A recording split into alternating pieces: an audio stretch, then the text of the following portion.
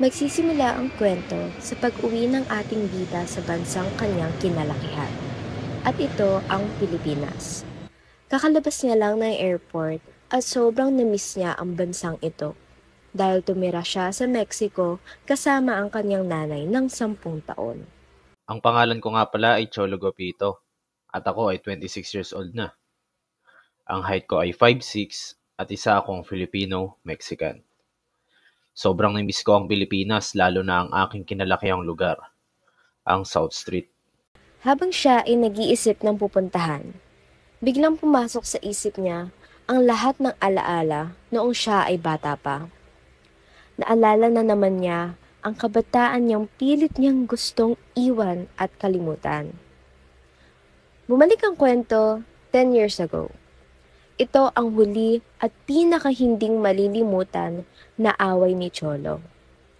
Ang kaaway niya sa araw na ito ay ang kanyang karibal sa trono ng pinakamalakas na leader ng gang na si Dreads. Si Dreads ang leader ng gang na Kraus. 16 years old ako nang mangyari ang pinakamalaking 1v1 noon. Di ko pa pala nasasabi. Ako nga pala ang leader ng South Street Mafia. At ang gang ko ang pinakamalakas noon. Napagkasunduan nilang dalawa na 1v1 na lang ang laban para hindi na bumaha ng napakaraming dugo mula sa magkabilaang gang. Agad naman na lumapit si Cholo upang tapusin na ang kanilang laban, habang si Dreads naman ay nanatili sa kanyang pwesto. Ito na ang huli, Dreads. At ako ang maghahari ng buong gang sa Metro Manila. Hindi na pinagsalita ni Cholo si Dreads at agad na niya itong sinikmuraan. Babawi naman agad si Dreads sa kanya at gusto siya itong patumbahin gamit ang takedown. Ngunit, mabilis si Cholo at sinuntok agad ang panga ni Dreads upang hindi matuloy ang takedown. Si Cholo naman ang agad na bumawi at hindi sinayang ang pagkakataon para i-take down si Dreads. May kita naman na pilit na pumapalag si Dreads at nakakapit ito kay Cholo. Nang biglang, sinuntok na lang ni Cholo ang muka ni Dreads upang makabitaw na ito. Nang matapos ang kanilang 1v1, sinabi ni Cholo kay Dreads na Huwag ka na magpapakita sa akin simula ngayon. tumalikod na si Cholo at iiwan niya na ang kawawang si Dreads na natalo sa kanilang laban.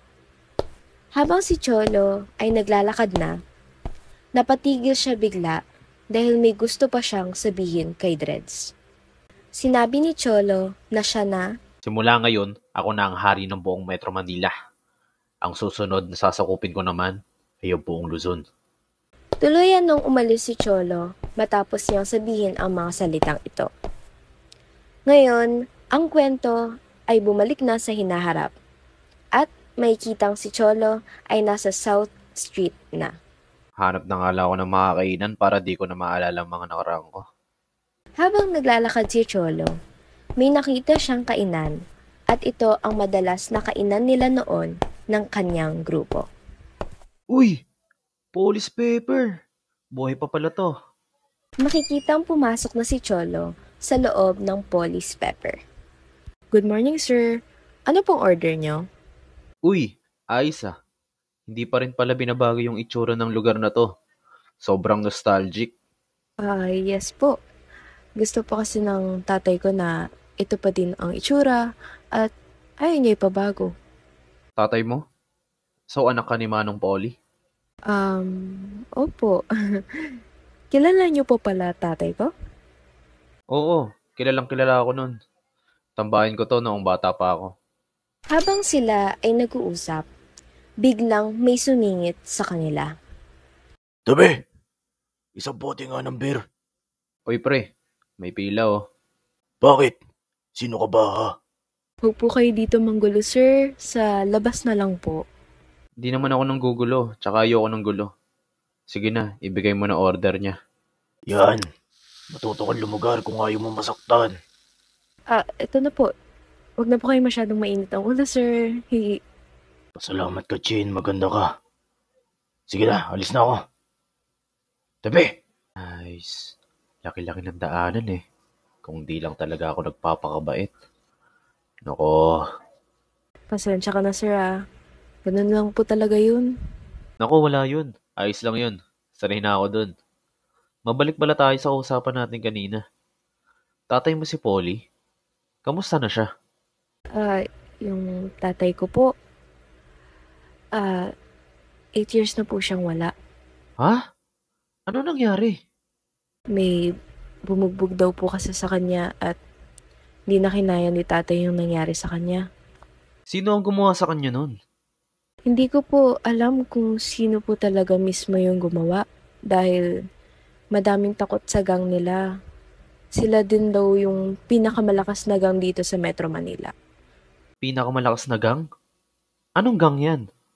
Cross ba? Ha? Anong Kraus? Ngayon ko lang po narinig yun. Sila lang naman ang pwedeng pumalit sa grupo ko simula nung pumunta akong Mexico. Tsaka, sila lang naman ang pangalawa sa amin noon. Huwag kang matakot, mapagkakatiwalaan naman ako. Tsaka, pwede mong ibulong sa akin. Sino ba talaga ang may gawa nito? South Street Mafia. Ha? Ano? Pagbalik sa nakaraan, makikita natin ang saya sa mga mukha nila Cholo at ng mga squad leader ng kanyang grupo. Dahil sila na ang hari ng buong Metro Manila, matapos matalo ni Cholo si Dreds. Ngunit, may isang problema. Aalis na ako ng bansa. Kailangan kong umuwi ng Mexico. Nabalitaan kong namatay sa airpot at kailangan kong samahan sa airmat doon. Condolence, boss. Babalik ka naman agad, boss, di ba? Nga, boss. Tsaka, walang mamumuno ng grupo pag nawala ka. Di ko pa alam. Pero hanggat wala ako, kayo muna ang bahala sa South Street Mafia. Lalo ka na, G. Ikaw ang gumabay sa kanila. Kasalanan ko ata lahat talaga. Hindi ako umamin sa kanila na hindi ako agad makakabalik dito sa Pinas. Ha? Ano pong sinasabi niyo? Wala yun. Huwag mong isipin yun. By the way, may kilala ka bang G dito? Pasensya na po, wala akong kilalang G dito. Sa totoo lang, 1 year pa lang po ako sa lugar na to. Kaya pala wala kang masyadong kilala dito. Kay mama po kasi ako talaga nakatira dati. Ganun ba? Pasensya na, ang dami kong tanong. Pa-order na lang pala ako ng soft drinks para di na din kita maabala. Ay, wala po yun. Ayos lang po. Ito na po. Salamat. By the way, Cholo nga pala. Ako naman po si Jean. Nice to meet you, Jin. Nice to meet you din po. Ingat po. Lumabas na si Cholo ng police pepper at hindi pa din siya mapakali sa nangyari. Ayos. Hayaan ko na yun. Basta ako, gusto ko na magbago. At ayoko na ng gulo.